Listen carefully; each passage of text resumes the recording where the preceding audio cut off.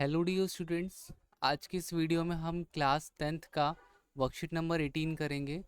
ये हमारी विज्ञान की वर्कशीट है और यहाँ पर अम्ल, क्षारक और लवण के बारे में हम बात करेंगे। तो जैसा कि हम जानते हैं कि जो भोजन हम खाते हैं उसका स्वाद अलग अलग प्रकार का होता है। भोजन का खट्टा और कड़वा स्वाद क्रमश उनके मौजूद अम्ल और क्षार के कारण होता है। तो बच्चों, अगर आपको खाने में कोई चीज़ खट्टी लग रही है, इसका मतलब उसके अंदर क्या होगा? अम्ल होगा। बच्चों, अम्ल को इंग्लिश में कहते हैं एसिड।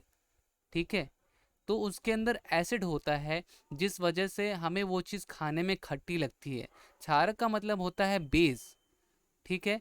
तो उसमें बेस होता है जिस वजह से कुछ चीज़ें हमें खाने में कड़वी लगती है। तो देखो, अम्ल में हमारा दही, नींबू का रस, संतरे का रस और सिरके का स्वाद, ये सब क्या होता है? खट्टा होता है, क्योंकि इनमें एसिड, अम्ल होता है। ऐसे पदार्थों की रासायनिक प्रकृति अम्लीय है। ये प्राकृतिक अम्ल के उदाहरण हैं। अब बच्चों, जरा अम्ल के बारे में जरा अच्छे से जानते हैं। अम्ल एक ये नीले लिटमस को लाल में बदल देता है। देखो, लिटमस पेपर जो हमारे पास होता है बच्चों, अगर आप उसको एसिड में डुबोगे, अम्ल में डुबोगे, तो क्या होगा कि वो नीले रंग का लिटमस पेपर लाल कलर के लिटमस पेपर में बदल जाएगा। ये स्वाद में खट्टे होते हैं, जैसा कि मैंने आपको बताया। और दूसरा, धातुओं का संक्षारण करते हैं और यह जलीय विलयन में हाइड्रोजन प्लस आयन देते हैं। ठीक है। तो बच्चों, इनके अंदर ना हाइड्रोजन प्लस के आयन्स होते हैं, जैसे HCl, HNO3, H2SO4। तो ये सब क्या है? ये सब उनके उदाहरण हैं। अब ज़रा अम्ल के बारे में पढ़ लेते हैं, और सॉरी, क्षारक के बारे में। तो कुछ पदार्थ स्वाद में कड़वे होते हैं, जैसे बेकिंग सोडा। यदि आप इसके विलयन को उंगलियों के बीच रगड़ते हैं तो यह साबुन जैसा चिकना होता है। तो बच्चों, जो बेस होता है, क्षारक होता है, वो इतना ज़्यादा मतलब मुलायम सा लगता है हाथों पर, इतना ज़्यादा चिकना सा लगता है, तो काफ़ी ज़्यादा चिकना लगता है। ऐसे पदार्थ क्षारक कहलाते हैं। ऐसे पदार्थों की प्राकृतिक क्षारीय कहलाती है। ठीक है। तो बच्चों, ये हो गया हमारा क्षारक। इसके बारे में ज़रा पढ़ लेते हैं कि यह लाल लिटमस को नीले में बदलते हैं। इनका स्वाद कड़वा होता है। यह जलीय विलयन में OH आयन देते हैं। इनमें साबुन की जैसी चिकनाई प्रतीत होती है। और हाथ धोने और नालियों की सफाई के इस्तेमाल में आने वाले अधिकतर पदार्थ क्षारीय होते हैं। ठीक है बच्चों। तो जो आप देखते हो ना फिनाइल वगैरह, तो उसमें भी बेस होता है। ठीक है। अब ज़रा बात करते हैं हम अपनी लवण के बारे में। लवण होता है बच्चों नमक।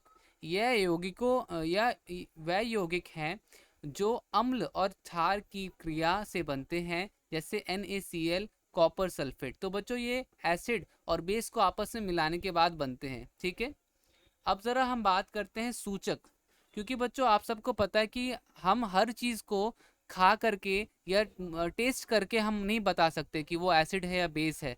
तो इसके लिए हम सूचक का इस्तेमाल करते हैं। सूचक एक ऐसी वस्तु होती है बच्चों, जो कि ये बताती है कि सामने वाला जो पदार्थ है वो एसिडिक है या बेसिक है, वो अम्ल है या क्षारीय है, तो वो हमें बताता है। ठीक है। तो यह 3 प्रकार के होते हैं बच्चों। एक होता है प्राकृतिक सूचक, दूसरा कृत्रिम सूचक, और गंधीय सूचक। ठीक है।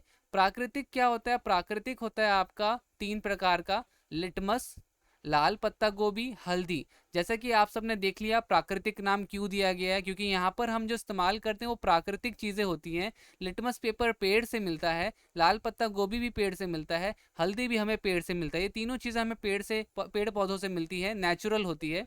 तो अगर किसी भी अम्ल को अगर आप लिटमस में डालोगे तो वो लाल कलर का हो जाएगा, किसी क्षारक को आप डालोगे तो वो नीला कलर का हो जाएगा, किसी अम्ल को अगर आप लाल पत्ता गोभी के रस में डालोगे तो वो लाल कलर में बदल जाएगा, और किसी क्षारक को डालोगे तो हरा कलर में बदल जाएगा। हल्दी में क्या होता है बच्चों कि अम्ल अगर आप डालते हो हल्दी में, तो वो किसी तरह का बदलाव नहीं आता, सब कुछ कोई कलर में चेंज नहीं आता। तो यहाँ पर अम्ल के साथ ऐसा होता है। बट वही अगर क्षारक आप डालोगे तो वो क्या हो जाएगा? क्षारक आपका वो लाल रंग में परिवर्तित हो जाएगा। अब बात करते हैं ज़रा हम यहाँ पर कृत्रिम। मतलब कि बच्चों, कृत्रिम क्या होता है? ये रासायनिक पदार्थ होते हैं। ये बच्चों लैब वगैरह में साइंटिस्ट वगैरह बनाते हैं, केमिकल्स होते हैं ये। ठीक है। तो सबसे पहला मिथाइल ऑरेंज और फिनोफेथलीन। तो अम्ल के साथ लाल रंग, ठीक है, और क्षारक के साथ पीला रंग। ध्यान रखना कि अगर मैथाइलिन ऑरेंज को आप क्षारक में डालते हो तो वो पीला रंग का हो जाता है। फिनोफेथलीन क्या होता है, ये रंगीन होता है अम्ल के साथ और क्षारक के साथ गुलाबी। ठीक है, अगला है बच्चों गंधीय सूचक।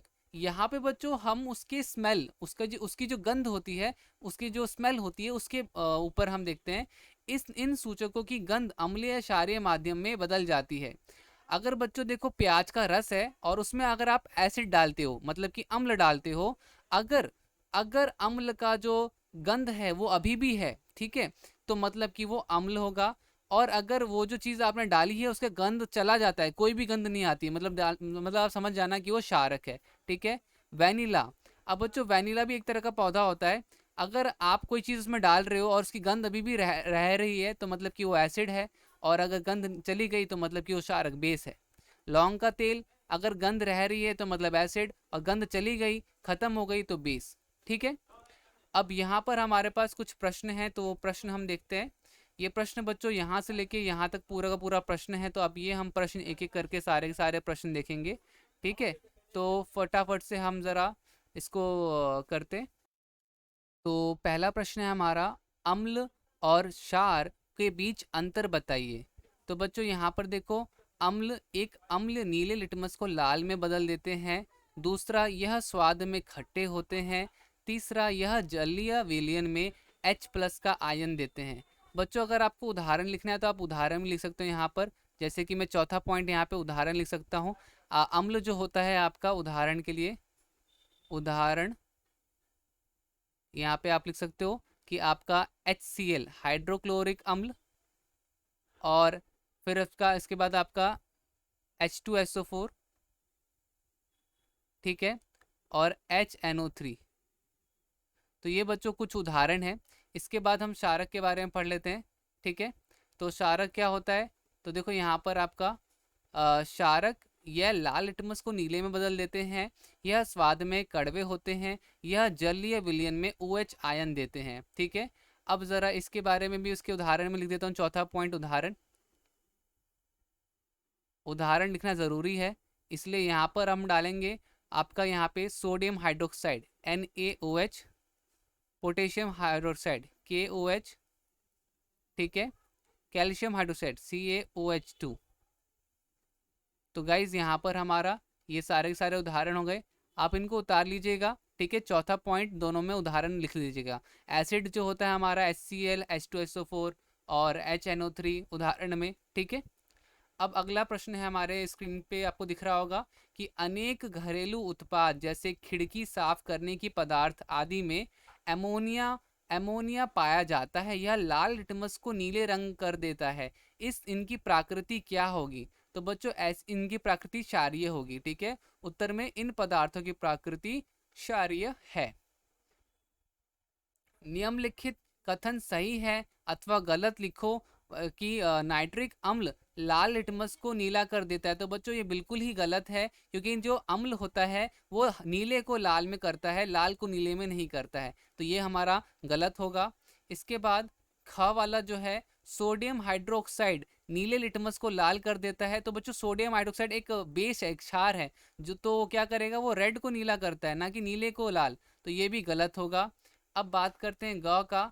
तो ग क्या है? ग सूचक वह पदार्थ जो अम्लीय और क्षारीय विलयन में भिन्न रंग दिखाता है। तो ये बिल्कुल ही सही बात है बच्चों, तो ग वाला हमारे यहाँ पे सही होगा। अब देखते हैं चौथा और हमारा आखिरी प्रश्न। बच्चों चौथा प्रश्न से पहले, अगर आपको वीडियो अच्छी लगी, आपको समझ में आया है सब कुछ, तो वीडियो को लाइक शेयर कमेंट ज़रूर कीजिए। चैनल को सब्सक्राइब कर दीजिए बच्चों, जो सब्सक्राइब का रेड कलर का बटन दिख रहा है उसको सब्सक्राइब कर दो और लाइक कर दो, ठीक है ना।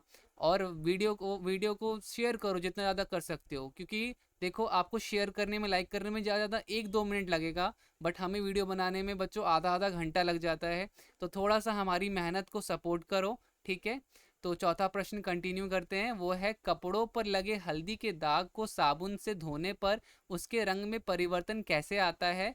तो हल्दी एक सूचक की तरह काम करती है। जब हल्दी के ऊपर साबुन लगता है तो यह क्षारीय प्रकृति का होने के कारण हल्दी के रंग में परिवर्तन कर उसे लाल रंग कर देता है। ठीक है बच्चों, तो यहाँ पर हमारा पूरा का पूरा वर्कशीट कंप्लीट हो गया। तो गाइज़ अगर आपके पास थोड़ा सा भी वक्त हो तो लाइक ज़रूर करना और दोस्तों के साथ शेयर ज़रूर करना। ठीक है, मिलते हैं अगली वीडियो में, तब तक के लिए bye bye and take care.